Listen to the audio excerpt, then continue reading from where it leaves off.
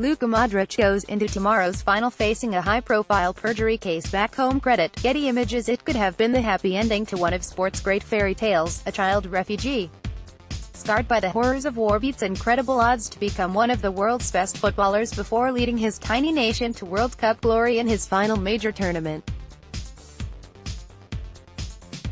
If only it was that simple for Luka Modric as he tries to write another extraordinary chapter to his life story with victory against France on Sunday. For even emerging triumphant from a World Cup which has taken so-called sports washing to a new level would not cleanse the reputation of Croatia's captain, who arrived in Russia with his standing among his own people at an all-time low. The perjury charges, which have cemented the Real Madrid midfielder's status as a hate figure among many of his country's supporters, have cast a major shadow over their march to their first final.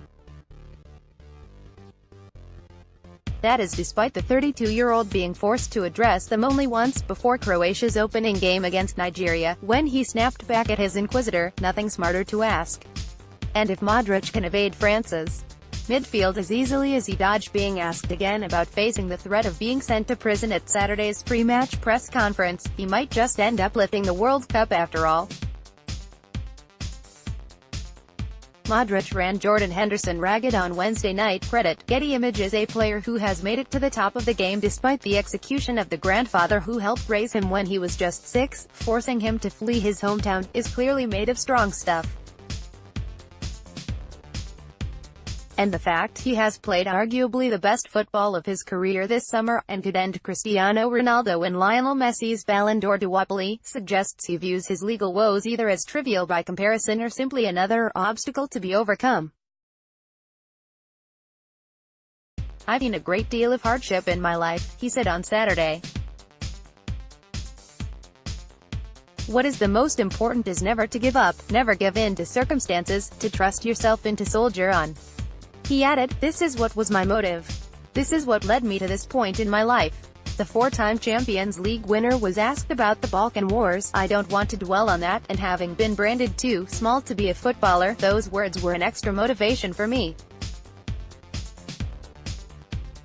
The best aerial photography from the World Cup. Despite avoiding questions about what awaits him in Croatia, he showed he clearly cares about making people happy back home, vowing to dedicate victory to people back in the country, to people around the world, to everybody who's worn Croatia's shirt because they've represented Croatia in the best way they could.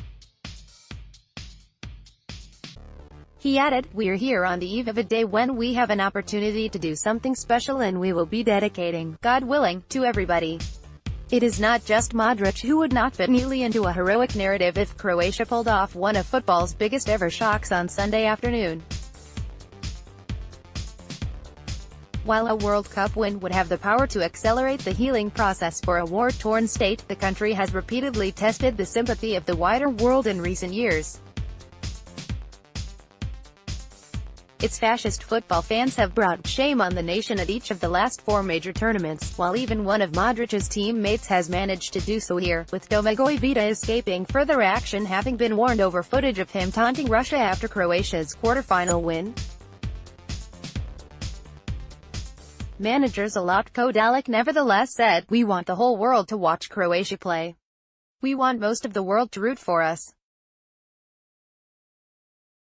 Those guys in the squad who have been around for 10 years, they've faced many problems. They've played in empty stadiums, without those who were suspended, without much support. Vida escaped punishment from FIFA for taunting Russia." Credit Getty Images. Without their character, their fortitude, they wouldn't have reached this final. Dalic claimed such was his players' commitment. Those who failed to shake off minor injuries would tell him so and give up a place in the final. Describing the climax of the World Cup as a seismic event in Croatia, win or lose on Sunday, he added, "Simply, this is the greatest moment in the lives of all of us." They would not have even reached the World Cup but for the appointment of Zalic, when they were in serious danger of failing to qualify. Modric said, "Despite this crisis, he filled us with self-confidence and, thank God, that first game against Ukraine away, we got a result. After that, the playoffs against Greece, we breezed past Greece to qualify, and a great deal of influence on that was our national team coach. He brought us calmness, he perked us up. What we like most about him is his sincerity and his approach, and his attitude towards each and every player. We are very happy that he's here with us and he's shown his values, not just as a coach but, more importantly, as a person, as a human being.